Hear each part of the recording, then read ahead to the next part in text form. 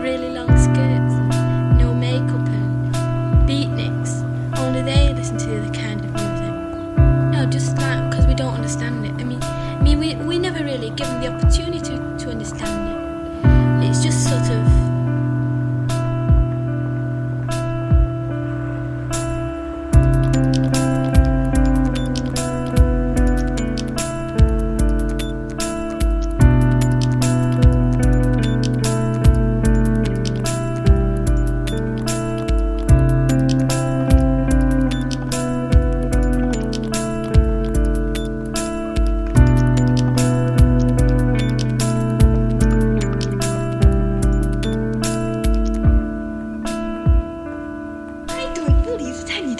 I don't think I need to build up some image of a completely imaginary thing because I'm afraid of standing on my own 2 feet. I think that man is basically capable of representing all the things that we regard as being good without having to think of something being better than we are.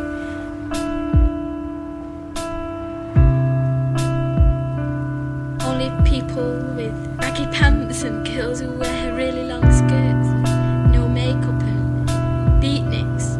Only they listen to the other kind of music. No, just like because we don't understand it. We never really give them the opportunity to understand it. It's just sort of.